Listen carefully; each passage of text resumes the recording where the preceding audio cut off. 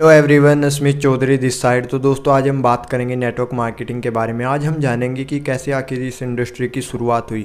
आज हम इसकी थोड़ा सा हिस्ट्री के बारे में जानने की कोशिश करेंगे। तो दोस्तों ये बात है साल 1934 की। एक शख्स थे कोल रहनबर्ग के नाम से, जिन्होंने एक कंपनी की शुरुआत की, कैलिफोर्निया न्यूट्रिएंट्स।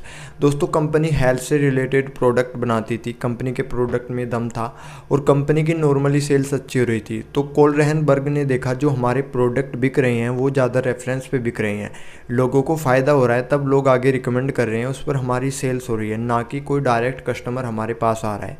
तब कोल रहनबर्ग ने अपने कुछ कंपनी के एक्सपर्ट्स के साथ एक मीटिंग अटेंड की और एक मॉडल को तैयार किया। उन्होंने बनाया कि हम अलग अलग डिस्ट्रीब्यूटर खोलने की बजाय अपने कस्टमर को ही डिस्ट्रीब्यूटर बनाते हैं और जब उनके द्वारा हमारी सेल्स होगी तो हम उस पर उनको कमीशन देंगे, और इतना ही नहीं, जो उनके भी द्वारा आगे सेल्स होगी उस पर भी हम उनको कमीशन देंगे।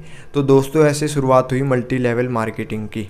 धीरे धीरे मल्टी लेवल मार्केटिंग अपग्रेड होती गई और ये मॉडल लोगों को बहुत पसंद आने लगा और ये पूरे वर्ल्ड में फैल गया, जिसको आज हम नेटवर्क मार्केटिंग बिजनेस मॉडल के नाम से जानते हैं, जिसमें एक्चुअल में कुछ भी गलत नहीं था। वहाँ के एक्सपर्ट्स ने इस पर बहुत रिसर्च किया और इसको फाइनली गवर्नमेंट अप्रूवन प्लेटफॉर्म बना दिया और ये इंडस्ट्री एक बहुत बड़ी प्रॉब्लम को सोल्व करने में कामयाब हो गई, जो कि थी अनएम्प्लॉयमेंट।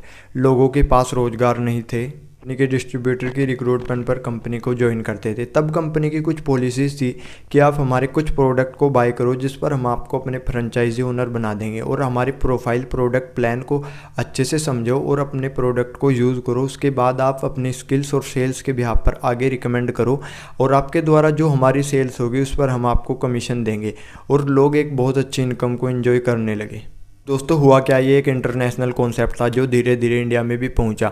अब इंडिया में हर चीज़ का कॉपी और जुगाड़ चलता है, तो यहाँ पर कुछ लोगों ने अपनी कंपनियां बनाई जिन पर इनका कोई फोकस प्रोडक्ट पर नहीं था। इनका बिल्कुल कचरा प्रोडक्ट था। इन्होंने सूट, साड़ी और कोर वॉशिंग के प्रोडक्ट बेचना शुरू किया। इनका मेन मोटिव लोगों को सिर्फ ज्वाइन कराना था।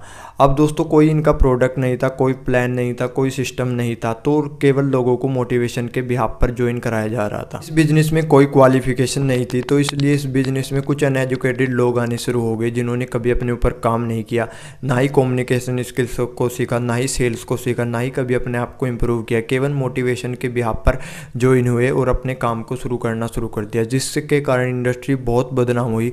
और यहाँ तक कि कुछ कंपनियों ने तो अपने प्रोडक्ट को ही रिमूव कर दिया, केवल स्कीम को रखा कि पैसा लगाओ और पैसा बनाओ।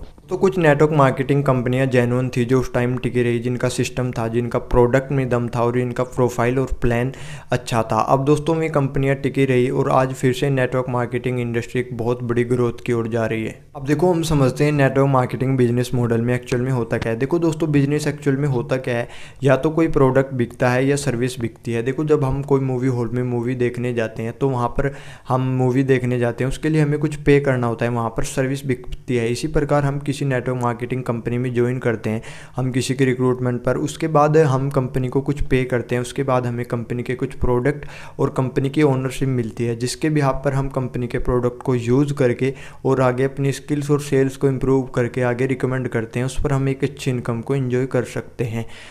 ये एक बेसिक सा फंडामेंटल है of network marketing. I hope कि आपको वीडियो अच्छी लगी हो और इन्फॉर्मेटिव लगी होगी। बाकी मिलते हैं दोस्तों नेक्स्ट वीडियो में।